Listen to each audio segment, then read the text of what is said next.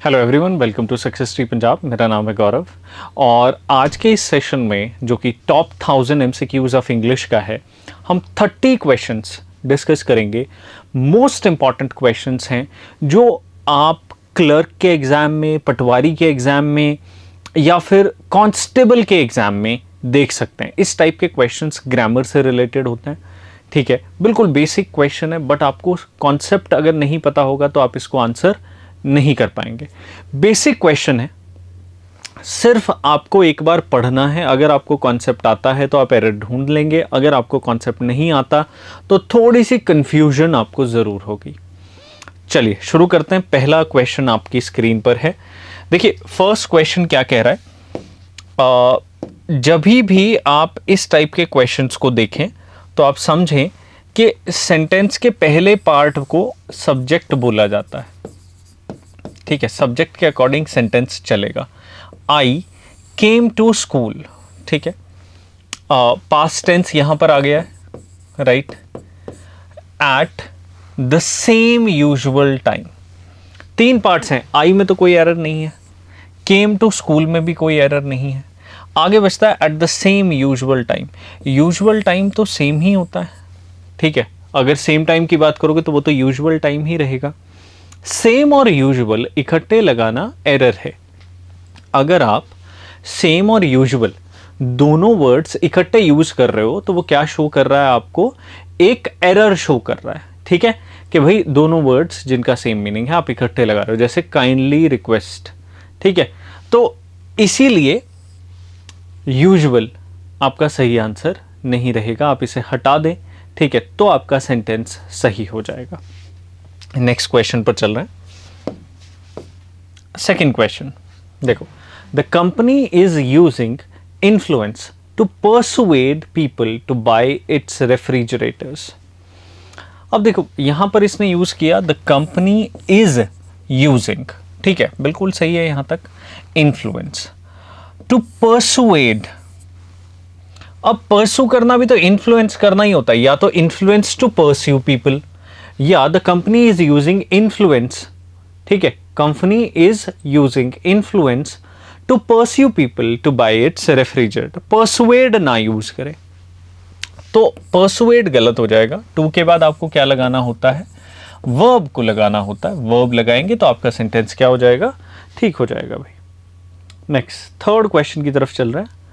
The technician reminded them to have a thoroughly cleaning of the machine. देखो subject आ गया। When we talk about subject, ये हमें given है। Reminded past आ गया। देम, टू के बाद वर्ब आया have. A thoroughly, thoroughly cleaning होगा या थॉरो क्लीनिंग होगा, ठीक है। हमें यहां पर वर्ब की रिक्वायरमेंट है या फिर एडजेक्टिव की रिक्वायरमेंट है? हमें किसकी रिक्वायरमेंट है?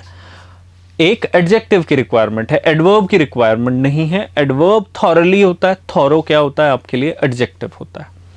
तो आप थॉरो यूज करें, थॉरो क्लीनिंग, ठीक है। हाँ जी, नेक्स्ट क्वेश्चन पर चल रहे हैं। बिल्कुल बेसिक क्वेश्चन है, अगर आप ध्यान से पढ़ेंगे तो आपको मिलेंगे answers. You should have used. जब भी शुड हैव आता है तो इसके बाद V3 आता है, याद रखेंगे। तो ये V3 बिल्कुल ठीक है। Used the money for paying your debts instead of buy a motorcycle। instead of buy a motorcycle होना चाहिए या buying a motorcycle होना चाहिए? what should we use? बताएं क्या यूज करना चाहिए हमें? बाई की जगह पर बाइंग यूज होना चाहिए, क्योंकि इंस्टेड ऑफ के बाद हमें एक जीरंड यूज करना होता है, ठीक है। जीरंड क्या होता है? V1 plus ING। तो बाय में आप क्या लगाएंगे? ING लगाएंगे, तब जाकर के आपका सेंटेंस करेक्ट होगा। चलिए नेक्स्ट क्वेश्चन पर चल रहे हैं। फिफ्थ क्या कह रहा है? My cousin invited me to her birthday party. बताओ क्या कोई एरर लग रहा है? एक बार देखो आराम से, सेंटेंस को फाइंड आउट करने की कोशिश करो। Is there any kind of error?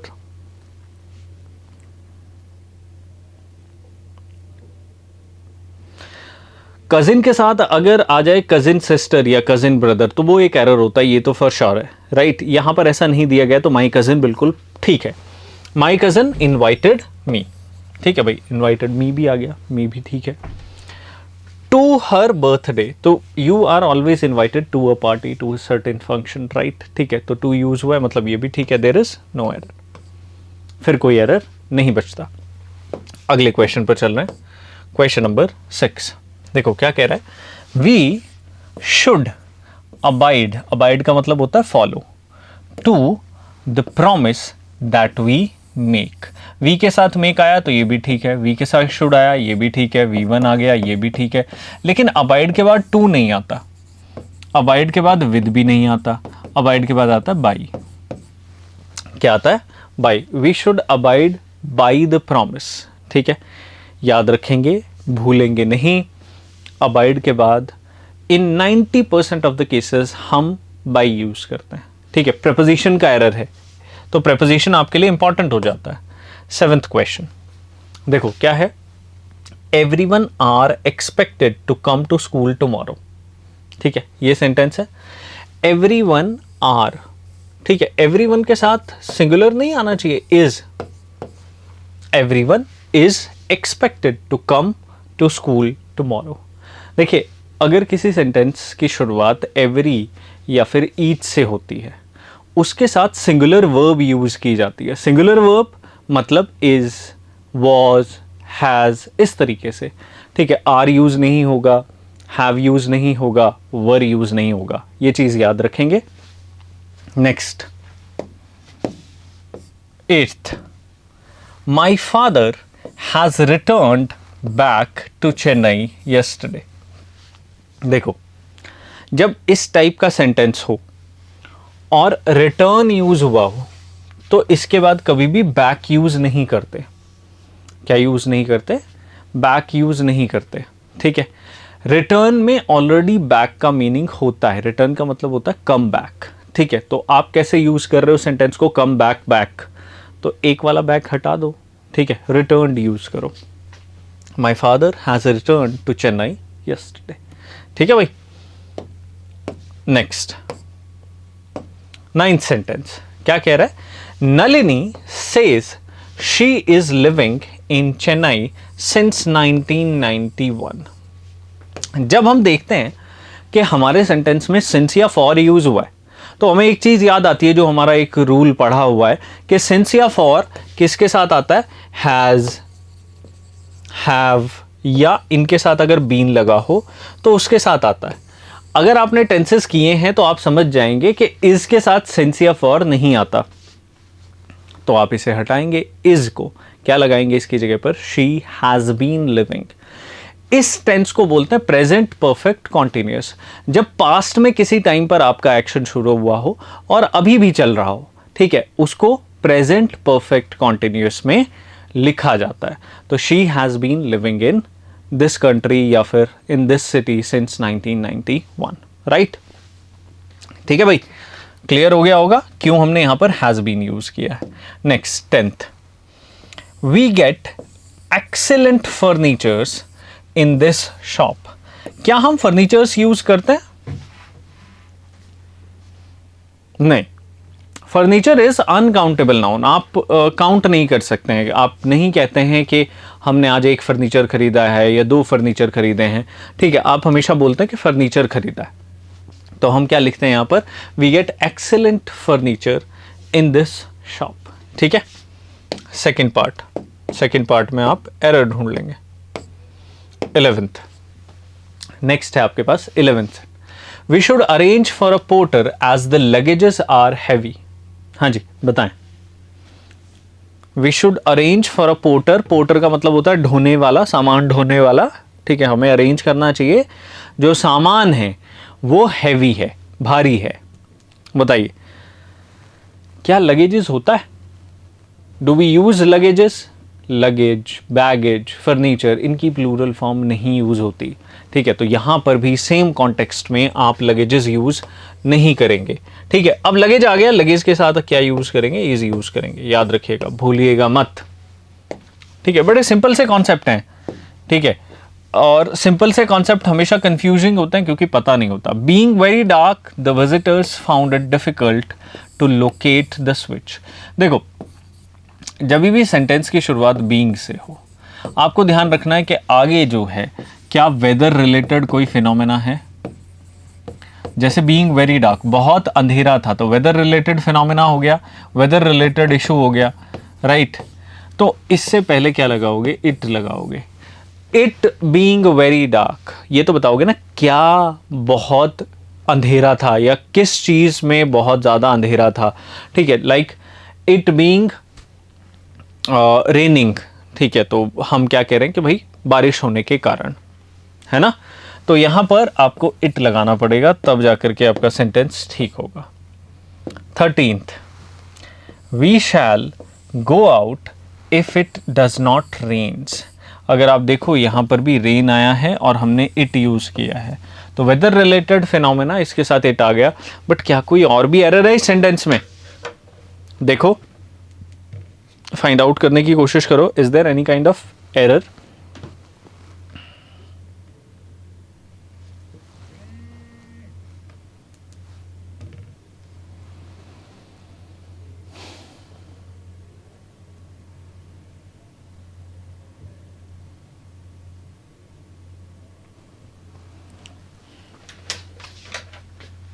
हाँ जी, क्या है, we shall go out if it does not rain. Rains की जगह पर क्या यूज करें, रेन यूज करें, ठीक है। डज नॉट के साथ या डू नॉट के साथ एस या ई एस नहीं लगाते हैं वर्ब में, तो इट डज नॉट रेन सही ऑप्शन होगा, ठीक है भाई। चलो 14th question, it is high time. अगर आपने मेरी क्लास लगाई है तो मैंने हमेशा बताया हुआ है इट्स टाइम या फिर इट्स हाई टाइम के बाद क्या फॉलो होता है, that we leave this place.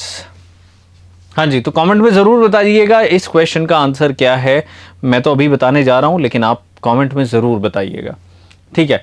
और मेरे बताने से पहले आपको क्या लगता था क्या आंसर होगा। It is high time that we, ठीक है, लीव नहीं होगा, यहां पर क्या होगा, लेफ्ट होगा। वी लेफ्ट दिस प्लेस, ठीक है। तो लीव की जगह पर क्या यूज करेंगे, लेफ्ट यूज करेंगे, ठीक है। इट इज टाइम या इट्स हाई टाइम जब भी आ जाता है उसके बाद पास्ट इंडेफिनिट यूज किया जाता है, ये याद रखिएगा। जब आप टेंस में पढ़ें तो इस कॉन्सेप्ट को बहुत ध्यान से समझें, क्योंकि इसमें कोई रूल हमारा ऐसा नहीं है जो इजीली लग जाए। टीचर समझाएगा तो ही समझ में आएगा, ठीक है। तो अभी के लिए तो हिंट मैंने बता दिया है। Next, my elder brother asked me that what was I doing, ठीक है। हाँ जी, कोई लग रहा है एरर आपको, कुछ इसमें ज्ञान हो रहा हो कि भाई ये समस्या है, नहीं लग रहा है, चलो मैं बताता हूं। My elder brother asked me, ठीक है, आस्क्ड आ गया, ठीक है, उसके बाद दैट आया, उसके बाद व्हाट आया। दैट और व्हाट इकट्ठे नहीं आते, आस्क्ड आया है तो व्हाट की वैल्यू ज़्यादा है, दैट को हटा देंगे। My elder brother asked me what I was doing, ये करेक्ट है, ठीक है। सिर्फ रिमूव किसे करना है, दैट को। अगर आपने नरेशन पढ़ी है तो नरेशन में इस टाइप के क्वेश्चंस आते हैं, वहाँ से सीधा सीधा आपको पता चल जाएगा कि दैट और व्हाट इकट्ठे क्यों यूज़ नहीं करते, क्योंकि इंटेरोगेटिव सेंटेंस है, आस्क के बाद कभी भी दैट फॉलो नहीं होता, ठीक है। Next 16th, the speaker left the seen before long. देखिए ये जो फ्रेज है ना बिफोर लॉन्ग, ठीक है, मैं आपको एक ऑप्शन दे देता हूं, कौन सा यूज करें, बिफोर लॉन्ग या लॉन्ग बिफोर, ठीक है। मीनिंग तो सेंटेंस का यहां पर ये आ रहा है कि स्पीकर ने जो है बहुत पहले ही, स्पीकर जो है बहुत पहले ही यहां से चले गए थे, तो बहुत पहले यहां से चले गए थे, that means long before, long ago, ठीक है। बिफोर लॉन्ग या बिफोर एगो थोड़ा सा गलत हो जाता है, right. Next 17th question, the president overtakes in Bangladesh, ठीक है। अब ओवरटेक्स का आपको मीनिंग पता है, जब हम किसी गाड़ी को ओवरटेक करते हैं तो उससे आगे निकल रहे हैं, जबकि ऐसा तो नहीं है कि यहां पर ये आगे निकलने की कोशिश कर रहे हैं, ये टेक ओवर करने की कोशिश कर रहे हैं, ठीक है। ये क्या कर रहे हैं, टेक ओवर, मतलब इन्होंने कंप्लीट बांग्लादेश को अपने कंट्रोल में ले लिया है, अपने अंडर ले लिया है, तो टेक ओवर बेटर ऑप्शन है ओवरटेक की बजाय, ठीक है। तो तो ओवरटेक्स का मतलब आपको समझ में आ गया और टेक ओवर का मतलब भी समझ में आ गया होगा। तो सिंगुलर था इसीलिए टेक्स ओवर यूज करेंगे, टेक ओवर्स भी यूज नहीं होगा, टेक्स ओवर यूज होगा। ठीक है, तो overtakes has a different meaning, takes over और take over has a different meaning.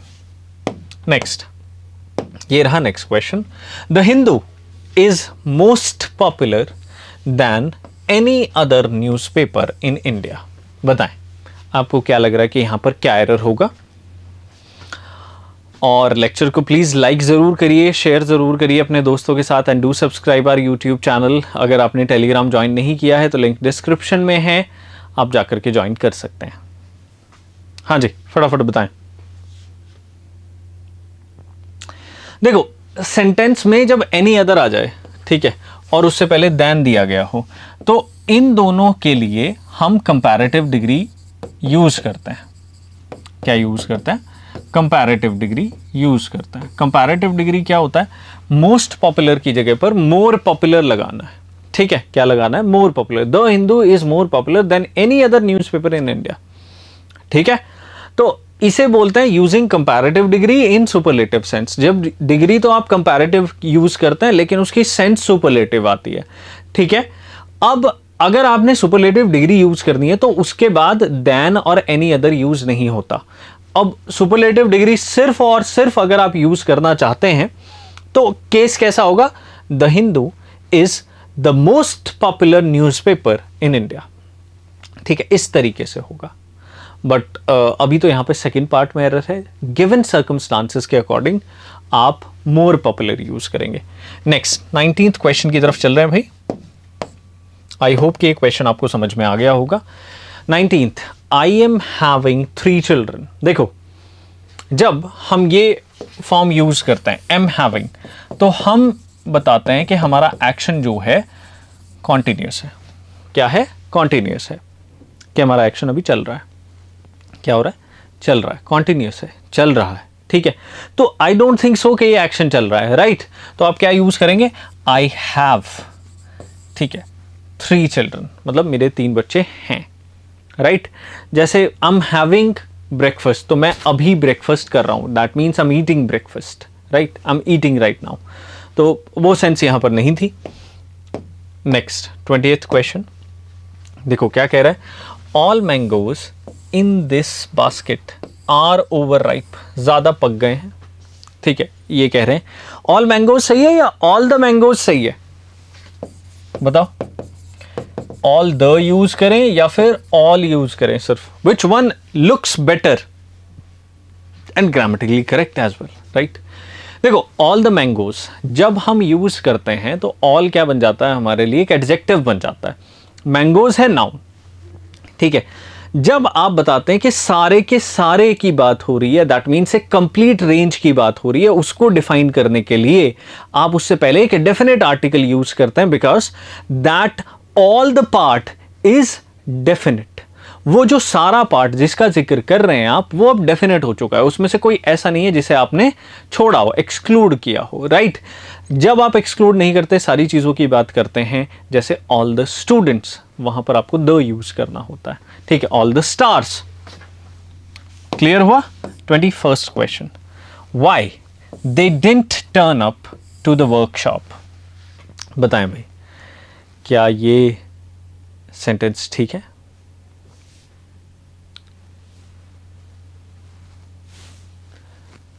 Sentence का स्ट्रक्चर तो बिल्कुल ठीक है, बट यहां पर टू यूज हुआ है। जब आप टर्न अप की बात करते हैं तो टर्न अप के बाद फॉर आता है, प्रेपोजिशन का एरर है। Why they didn't turn up for the match, for the shop. ठीक है, तो फॉर द वर्कशॉप यूज करेंगे, सॉरी। ठीक है, क्या यूज करेंगे? फॉर द वर्कशॉप यूज करेंगे। Next 22nd, we are leaving for Kerala today. बताओ, क्या कोई एरर लग रहा है?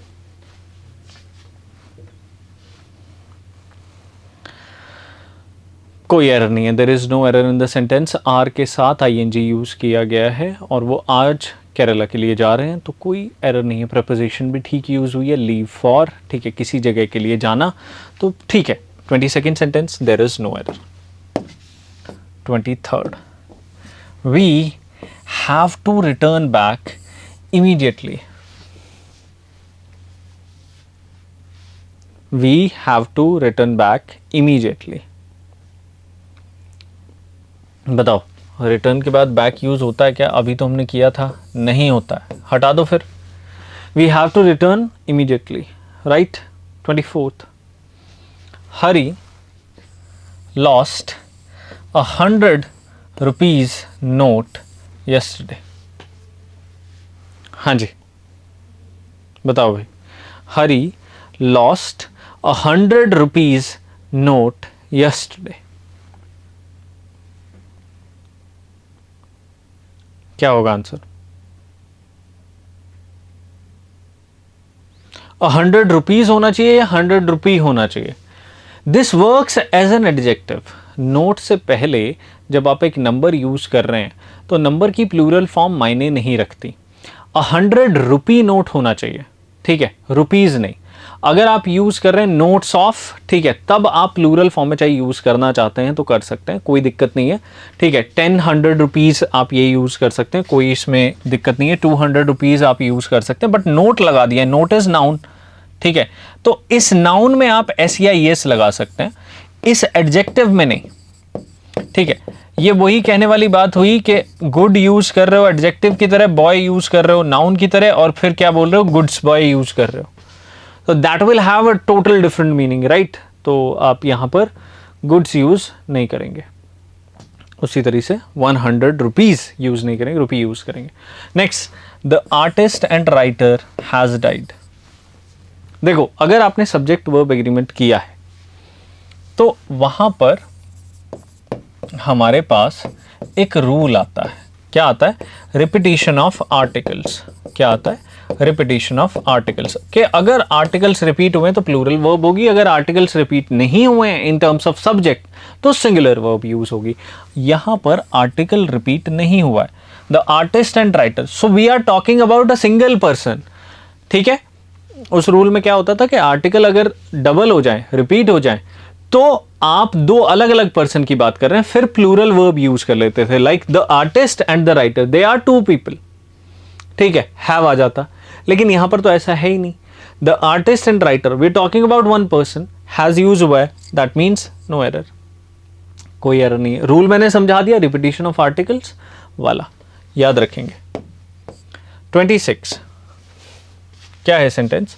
Scarcely had it stopped raining when I started to my college. To नहीं आएगा यार, when I started for my college,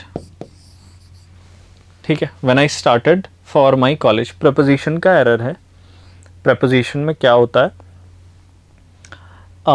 started for something, ठीक है. आप किसी डेस्टिनेशन की तरफ जा रहे हो तो वहां पर फॉर लगाओगे, ना कि टू लगाओगे. Next, 27th, I will return back. क्या ये फिर से रिटर्न बैक होगा? नहीं होगा, राइट, ठीक है. तो I will return in 5 minutes. हमने 3 क्वेश्चंस कर लिए हैं तो शायद ये तो रट गया होगा आपको. 28th question, either an officer और एन असिस्टेंट आर रिक्वायर्ड. बताओ, क्या ये ठीक है सेंटेंस? ईदर और वाला क्या रूल होता है? हाँ जी, बताएं.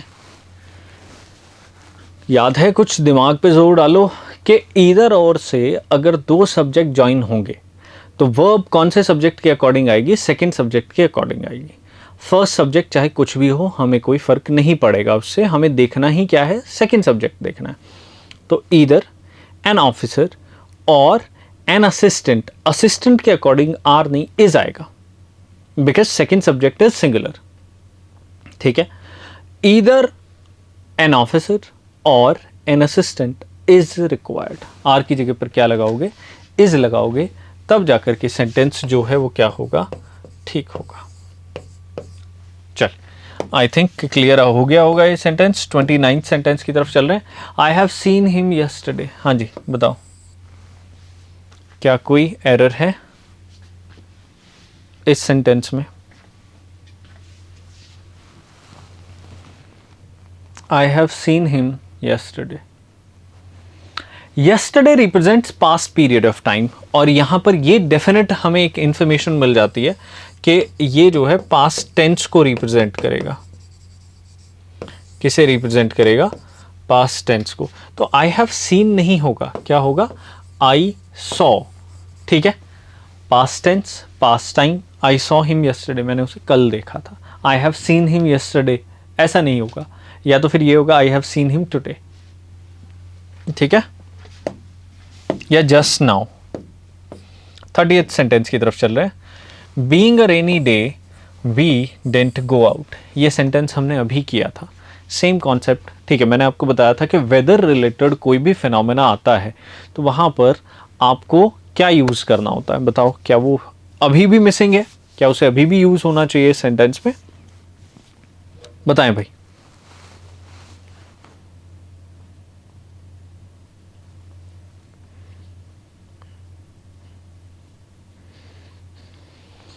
हमने बात की थी कि इट से तब सेंटेंस की शुरुआत होती है, और सेंटेंस में क्या होगा? It being a rainy day we didn't go out. It being a rainy day we didn't go out. तो सेंटेंस की शुरुआत में आपको क्या लगाना पड़ेगा? इट लगाना पड़ेगा, तब जाकर के आपका सेंटेंस क्या होगा भाई? सही होगा। It being a rainy day, बारिश या बरसाती दिन होने की वजह से हम बाहर नहीं गए। ठीक है, ये थे आज की क्लास के 30 सेंटेंसेस। आई होप कि आपको इनसे सीखने को मिला होगा, आपको समझ में आए होंगे कि किस टाइप के क्वेश्चंस आते हैं आपके पेपर में, कौन कौन से कॉन्सेप्ट्स इंपॉर्टेंट हैं, क्या चीज़ें देखनी होती हैं, किस तरीके से एरर निकालना होता है, और वोकैबुलरी से रिलेटेड एरर्स भी कैसे मिलते हैं, जैसे रिटर्न बैक वाला क्वेश्चन किया। ठीक है, और आपको पता चल गया होगा कि जब हम एक वर्ड यूज़ करते हैं तो उसके साथ दूसरा सेम वर्ड यूज़ नहीं करते, जबकि दोनों का मीनिंग सेम होता है तो एक ही यूज़ किया जाता है। जैसे मैंने एक एग्जांपल दिया था, काइंडली रिक्वेस्टेड। ठीक है, तो इस टाइप के क्वेश्चंस को आपको करते रहना है, छोड़ना नहीं है, प्लस अपनी प्रैक्टिस को और अच्छा करना है। अगर इस वीडियो से आपको हेल्प मिली है, कुछ सीखने को मिला है, do like it, share it with your friends and do subscribe our YouTube channel. Thank you very much. मिलते हैं अगले सेशन में। Thank you.